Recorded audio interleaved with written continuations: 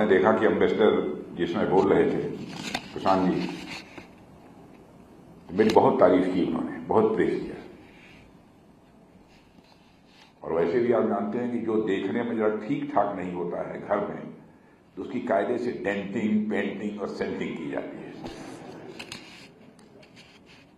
तो वर्ड्स के माध्यम से वो हमारी डेंटिंग, पेंटिंग, सेंटिंग कर रहे थे। अब मैं नहीं जानता कि मुझे कितने लोग इसमें से पहले से जानते रहे, मैं नहीं कह सकता,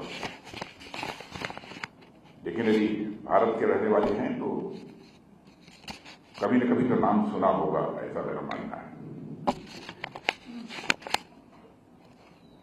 और आज आप लोगों से मिलकर मुझे बेहद खुशी हुई है। सबसे पहले तो मैं सत्य साई बाबा स्कूल के चिल्ड्रंस को अपनी तरफ से कांग्रेचुलेट करना चाहता हूं।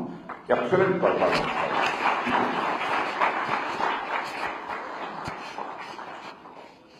वैसे दुनिया में कहीं भी जाता हूं तो वहां के इंडियन डायस्पोरा से प्रायः मेरा मिलना होता है। तो लाओस आया था तो आप लोगों से भेंट हो गई, मुझे अच्छा लगा और मेरा यह सौभाग्य है कि आप लोगों से मुलाकात हो गई। और मैं देखता हूं कि लॉस एंजल्स से लेकर लाओस तक जहां भी इंडियन डायस्पोरा है, इंडियन डायस्पोरा ने एक अपनी आइडेंटिटी बना रखी है, एक अपनी पहचान बना रखी है और पहचान के साथ साथ अपना एक सम्मान भी बना रखा है। दोनों इंडियन डायस्पोरा ने जहां पर भी, मैं तो समझता हूं कि 25-30 कंट्रीज में तो इंडियन डायस्पोरा को एड्रेस कर ही चुका हूं, यूएस से लेकर चाइना तक सभी जगह। लेकिन आप सब भारत को लेकर भी तरह तरह की खबरें, न्यूज आपको मिलती होगी कि भारत में इसमें क्या हो रहा है under the leadership of our prime minister Narendra Modi ji. 2014 से हमारी गवर्नमेंट सेंटर में है और मैं दावे के साथ कह सकता हूं 2014 के बाद इंटरनेशनल कम्युनिटी में भारत का स्टेचर बढ़ा है। पहले भारत इंटरनेशनल फोरम पर कुछ बोलता था तो भारत की बातों को जितनी सीरियसली लिया जाना चाहिए, जितनी गंभीरतापूर्वक लिया जाना चाहिए, नहीं लिया जाता था। लेकिन आज इंटरनेशनल फोरम पर भारत कुछ बोलता है तो सारी दुनिया कान खोलकर सुनती है कि भारत बोल क्या रहा है। यह भारत की है, यह कोई छोटी बात नहीं है। अब हमारे प्राइम मिनिस्टर का सम्मान यदि दुनिया के देश में होता है, इसका मतलब प्राइम मिनिस्टर जिस कंट्री का प्राइम मिनिस्टर है उस कंट्री का सम्मान हो रहा है। मैंने दुनिया के लगभग 19 देशों ने, जहां तक मेरी जानकारी है, 19 कंट्रीज में कि कितनी है 17 है, 17 कंट्रीज में उनके यहां का जो सबसे बड़ा सम्मान होता है, उस सम्मान से हमारे प्रधानमंत्री को नवाजा है। ये भारत का सम्मान है, केवल प्राइम मिनिस्टर का व्यक्तिगत सम्मान नहीं है, यह भारत का सम्मान है। यह कोई छोटी उपलब्धि नहीं है। और भारत की इकॉनमी की साइज को लेकर पहले भारत लोग कहते थे गरीबों का देश है, पुअर कंट्री है, लेकिन आज भारत की वैसी स्थिति नहीं है। अब इंटरनेशनल कम्युनिटी, जैसा मैंने बताया, धारणा बदल गई है। 2014 के पहले भारत इकॉनमी की साइज के मामले में दुनिया के देशों में 11वें स्थान पर था, 11th पोजीशन थी।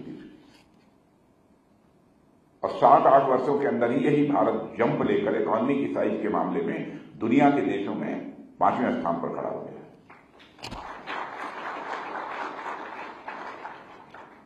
और बड़ी बड़ी financial firms, international financial firms पूरे कॉन्फिडेंस के साथ ये कह रही हैं कि वह दिन दूर नहीं है कि जबकि भारत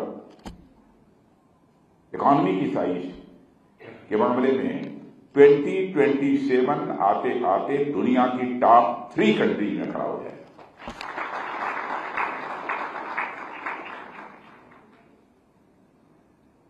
ये तो मेजर अचीवमेंट है। और हमारे प्राइम मिनिस्टर ने कहा है कि 2047 आते आते हमारा देश डेवलप्ड कंट्री बनेगा। डेवलप्ड कंट्री बनेगा तो कहां खड़ा होगा, एक तरफ अमेरिका, दूसरी तरफ चाइना, हम कहां खड़े होंगे भी फोरकास्ट नहीं करना चाहते। लेकिन लक्ष्य बड़ा है, टारगेट बड़ा है। ये हम लोग को लीजिए। और छोड़िए, मैं यदि कहूंगा तो आप लोग नहीं मानेंगे। दुनिया का सबसे ताकतवर देश यूएस माना जाता है, अमेरिका। वहां की जो भारत में अम्बेसडर है मिस्टर गर्शेटी, मैं समझता हूं कि अम्बेसडर से बढ़िया उस देश को कौन समझता होगा। यूएस अमेरिका के अम्बेसडर है मिस्टर गर्शेटी, जो भारत में है। उन्होंने एक जगह बोलते बोलते ये कहा था कि if you want to see the future, come to India. If you want to see the future, come to India. If you want to feel the future, come to India. If you want to see the future, come to India. If you want to feel the future, come to India. If you want to work on the future, come to India. अब आप समझ लीजिए भारत क्या है। ज्यादा कुछ कहने की चीज नहीं है। अब स्टार्टअप, आप जानते होंगे आजकल स्टार्टअप का जमाना है, यूनिकॉर्न बन रहे हैं, स्टार्टअप बन रहे हैं, नए नए रिसर्चेज हो रहे हैं, साइंस टेक्नोलॉजी। स्टार्टअप 2014 में जब हम लोगों की गवर्नमेंट बनी थी तो उस समय भारत में अप्रॉक्सीमेटली 500 to 600 थे। आज उनकी संख्या बढ़कर मोर देन 1,30,000 हो गई है विद इन 10 ईयर। 1,600 से बढ़कर 1,30,000 अप्रॉक्सीमेटली हो गई। यूनिकॉर्न मैंने जिनकी पूंजी पूरी मिलाकर अप्रॉक्सीमेटली $1 बिलियन से के आसपास होती है, उनको यूनिकॉर्न मानते हैं। यूनिकॉर्न की संख्या भी भारत में 120 से अधिक हो गई। माने पूरे वर्ल्ड में हर 10वां यूनिकॉर्न किसी देश में है तो भारत में है। अब ये आर्टिफिशियल इंटेलिजेंस का समय जमाना है, चारों तरफ बहुत चर्चा हो रही है, फला देश आगे निकल रहा है, फला देश। आज मैं फोरकास्ट आपको कर रहा हूं, आर्टिफिशियल इंटेलिजेंस में जल्दी ही कुछ ही वर्षों के अंदर भारत नंबर 1 बनेगा। क्योंकि आर्टिफिशियल इंटेलिजेंस के लिए जो भी चाहिए, जो भी चीजें चाहिए, और सब कुछ भारत में मौजूद है। मेरा पक्का विश्वास है।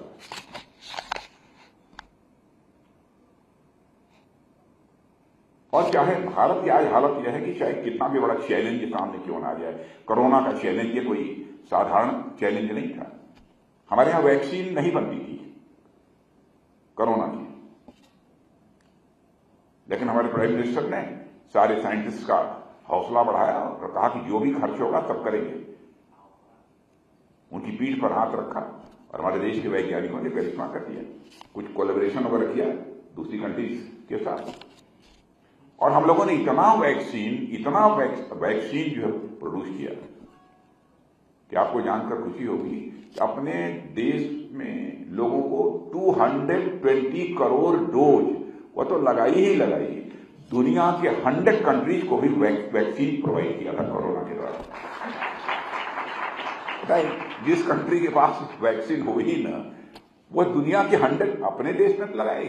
और मैं दावे के साथ कह सकता हूं दुनिया का कोई देश हो, इंक्लूडिंग यूएस, सभी सिटीजन को कोरोना की 2 डोज 3 डोज लगी हो यह आवश्यक नहीं है। भारत में सबको लगी है। भारत में ऐसा कोई नहीं होगा जिसको कम से कम 2 डोज न लगी हो। क्यों आप लोग बैठे हैं, लगी कि नहीं है? सबको लगी होगी। यह है गवर्नमेंट की एफिशिएंसी। यह कुछ उदाहरण आपको दे रहा हूं, चीजें तो बहुत हैं। मैं भाषण दूंगा कम से कम 3 घंटा भाषण, लेकिन तब तक आप लोग भाग खड़े होंगे। ये स्थिति कई मामलों में देश बहुत आगे जा रहा है। अब आपने देखा होगा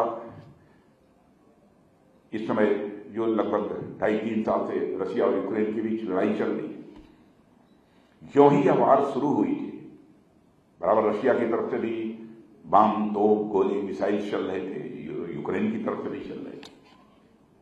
वहां भारत के बहुत सारे स्टूडेंट्स, अप्रोक्सिमेटली मोर देन 30,000 के स्टूडेंट्स जो है यूक्रेन में पढ़ते हैं। कोई मेडिकल कोर्स कर रहा है, कोई इंजीनियरिंग कोर्स, कोई मैनेजमेंट कोर्स। स्वाभाविक है कि उनके फादर मदर, उनके गार्जियन जो भारत में रहते हैं, उनको इस बात की चिंता हुई कि क्या होगा हमारे बच्चों का। वो प्राइम मिनिस्टर से मिले, उन्होंने कहा साहब जो भी हो हम नहीं जानते, लेकिन जैसे भी हो इस समय बराबर बम तोप और गोले चल रहे हैं, मिसाइलें चल रही हैं, कब हमारे बच्चों की जिंदगी चली जाए कुछ कहा नहीं जा सकता। आप उन्हें भारत ले आइए। जो काम दुनिया का कोई देश नहीं कर पाया उसको भारत ने करके दिखा दिया। हमारे प्राइम मिनिस्टर ने रशिया के प्रेसिडेंट मिस्टर पुतिन से बात की, तुरंत यूक्रेन के राष्ट्रपति मिस्टर जेलेंस्की से बात की, और आपको जानकर खुशी होगी 4.5 आवर 4.5 घंटे के लिए वार रुक गया और 22,000 से अधिक भारत के बच्चे भारत आ गए। यह है भारत की ताकत। अब इसमें तो हेल्थ इंश्योरेंस भी सबको प्रोवाइड कर रहे हैं हम लोग, और 70 ईयर्स के ऊपर के जो लोग हैं उनके लिए एकदम बिल्कुल फ्री करके 5 लाख रुपए तक का अप टू 5 लाख एकदम बिल्कुल फ्री ऑफ कास्ट ट्रीटमेंट आपका होगा। और गरीबों को तो दिया ही है, पहले से ही दे रखा है। तो गवर्नमेंट ने वैसे तो बहुत काम किया है, देश हमारा तेजी के साथ आगे बढ़ रहा है और भी आगे बढ़ेगा। और इतना ही नहीं बल्कि हाल में ही हमारी सरकार ने तो, हमारे वैज्ञानिकों ने भी कमाल किया है, लेकिन उसकी चर्चा नहीं करूंगा। मैंने ऐसा कमाल किया है जो कि दुनिया के, अभी एक मिसाइल तैयार की है हमारे देश के वैज्ञानिकों ने, गजब की मिसाइल है, लेकिन बहुत डिटेल नहीं बताऊंगा उसको आपको।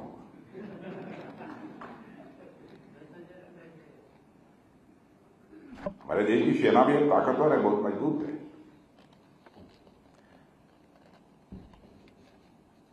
और आप लोग जहां जहां हैं, मैं समझता हूं कि कुछ न कुछ भारत को कंट्रीब्यूट कर रहे होंगे, भले ही दुनिया के दूसरे देश में। लेकिन इतना मैं आप सबसे कहूंगा, जिस कंट्री में हैं उस कंट्री के प्रति भी आपका कमिटमेंट होना चाहिए। लाओस में हैं, लाओस में काम कर रहे हैं, लाओस के साथ भी वफादारी चाहिए, ईमानदारी चाहिए। यही हमारे इंडियन की पहचान है।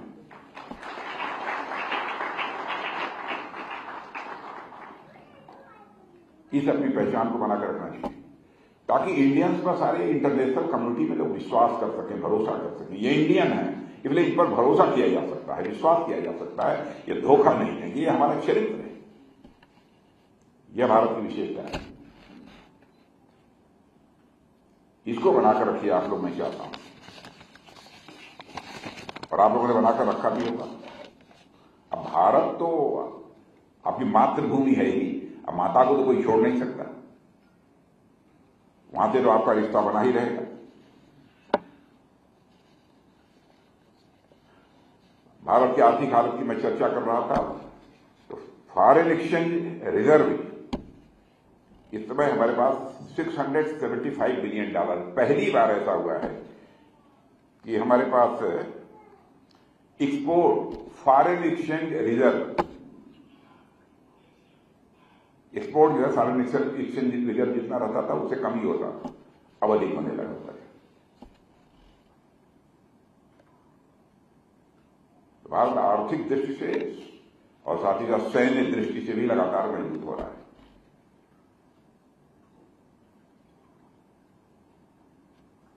और मेरा पक्का विश्वास है कि जल्दी हमारा भारत, बहुत काम हुए हैं, बहुत काम, उन सारे कामों की चर्चा मैं बहुत डिटेल में करूंगा तो लंबा समय लगेगा, इसलिए बहुत डिटेल में नहीं जाना चाहता।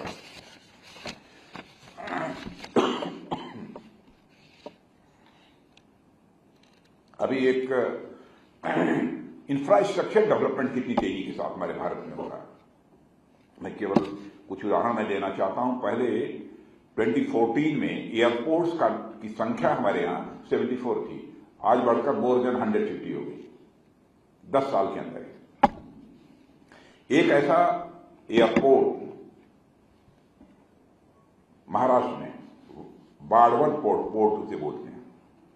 इतना बड़ा पोर्ट बन रहा है, इतना बड़ा पोर्ट बन रहा है। इस समय भारत में जितने सारे पोर्ट्स हैं, उन सारे पोर्ट्स की जितनी कैपेसिटी है उससे भी बड़ी कैपेसिटी एक पोर्ट की हो रही है, जिसका इस समय निर्माण हो गया है। ये बागपत पोर्ट की है, उसकी भी हमारे प्राइम मिनिस्टर ने आधारशिला रखी है। बहुत सारे काम हुए हैं, मैं समझता हूं बहुत विस्तार में जाने की जरूरत नहीं है। आप लोग खाने पीने के लिए बैठे होंगे।